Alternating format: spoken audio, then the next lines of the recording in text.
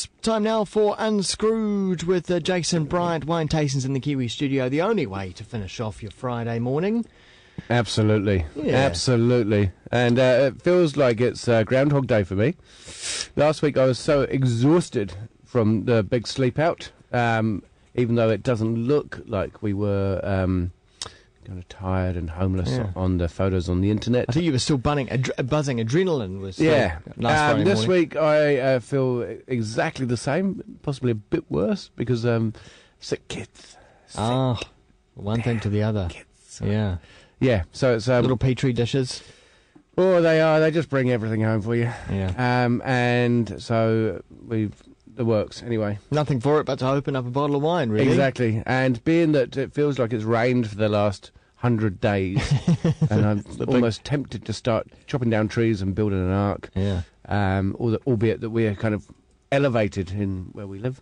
And so if we're underwater, everybody else is. Yeah. It's that whole kind of... that Auckland thing, kind of, it's all about me. and that has been one of the issues towards the end of the week. Interesting, the spin on Labour's release of their capital gains tax ideas. Yep. On the front of the Herald, they're saying Labour has staked its election chances on an appeal to New Zealanders to do the right thing. But inherently, we don't really generally do the right thing, do we? We do the right thing by ourselves, but not generally for the greater good. We do the right thing when we come to times of crisis. And right now we don't see ourselves in that time of crisis. And that is the only time that we're ever going to change. Is when something... And something is the catalyst for change. What's it going to take? And it's usually that point of crisis. What kind of crisis are we talking about? Well, I mean, when your country isn't owned by you is a time, or when the weather and the climatic conditions are so intolerable that we can't carry on normal life, then we will start thinking about global warming. Yeah. And it's those little catalytic events. It must be ingrained in humanity that we don't act until the last second, the last minute. Well, I mean, you go through school and you can see yourselves, a vast majority of people will cram. And when there's a deadline, they will kind of breeze up to that deadline, and then they will cram. Yeah. And it's just like... Always did it that way. Yeah, no, most people do. There are a few intelligent people out there that will kind of... Yeah, and then it will sit there and go, I did mine weeks ago. Yeah. Just but the rest of us just kind of like... We see the deadline looming, and we kind of rush up to it, and then all of a sudden we go, oh my God, I didn't study. Where are those books? Get me the books. Someone help me. Help me. We're a nation of procrastinators. I don't think it's just New Zealand. I think it's the Western world. A planet of procrastinators. I'd like to say the Western world because I think they're very different cultures that do things very differently. Yeah, even like the Swiss, their culture is it's kind of robotic and. But I don't know what the schooling's like. Then you've got the Asian countries who are striving to get out of what they see on TV as the American, British, Australian kind of life, and so they're striving for that. They don't leave things to the last minute. No. They're just buying up everybody's infrastructure. Yeah. What are the French like, do you think? The French... schooling very, very good. There's a lot of emphasis and money and everything placed on schooling. They still suffer a bit with their old kind of laissez-faire attitude, but very, very passionate people. Yeah, very passionate. And as well as the British, a bit more apathetic. Did you feel the passion yesterday for Bastille Day? Oh, see, nice segue. Like it, like your work. That's why I'm on this side of the desk. Exactly. I on using social media, you kind of get a feel and a buzz for it because it's still Bastille Day in France. Yep. Just hanging on there to Bastille Day, and a Frenchman won the Tour de France on Bastille Day. Yeah. So that's all pretty cool, all tied in. Still Bastille Day, and obviously in kind of like Quebec as well, because they're French. And, of course, big significance there with the day with wine as well, of course, because that's how everyone celebrates. Yes, and they were going through a bit of wine country on the tour, and kind of... so what I decided to do today was bring in our version, or Hawke's Bay's version, of a Bordeaux. Okay. And so because it's pretty wet outside, it's pretty miserable, it's actually pretty cold now.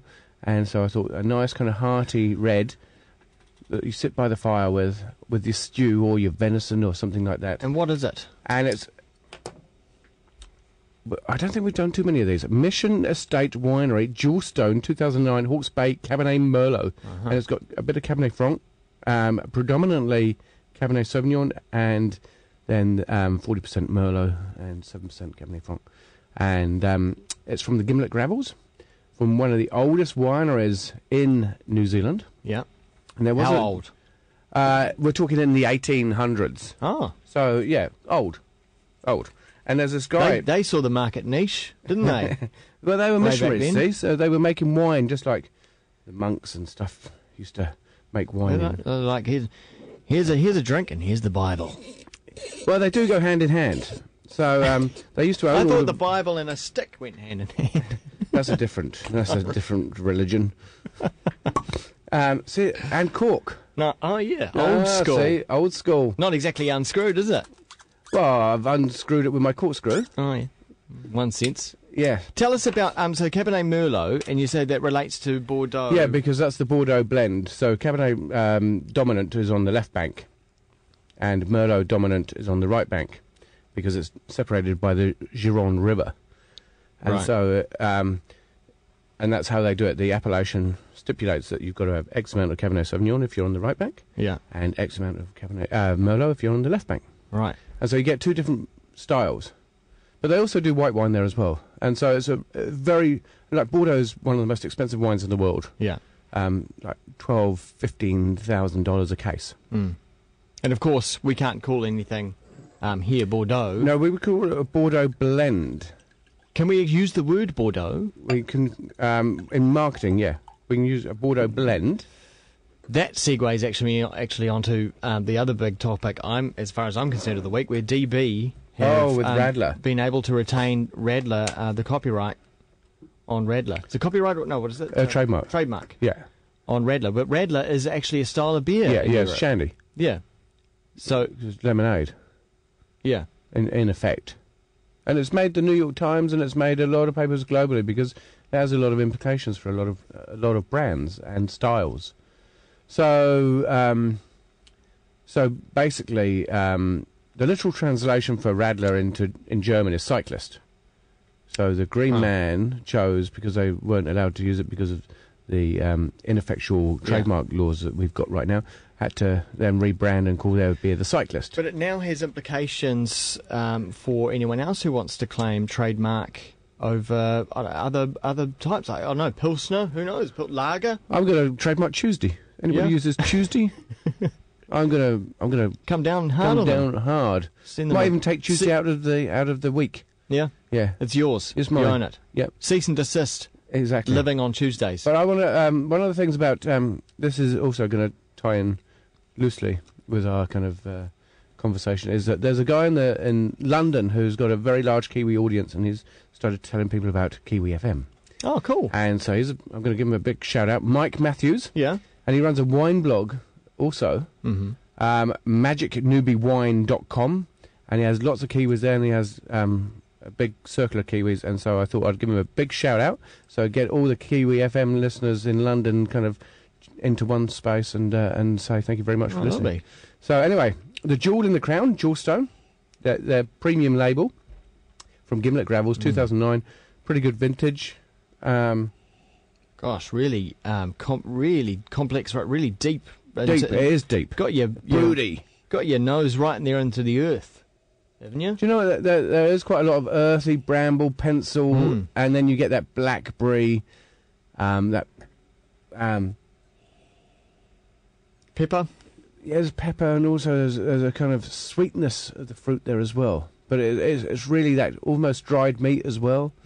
It's got all of those dark, brooding characters. And you really can't see through it into the light. It's very dark. Yeah, it's dark. It's a wine that you want to sit in a smoky theatre with. Yeah. Smells like winter. Yeah. Bit of Christmas cake. Got the fire going.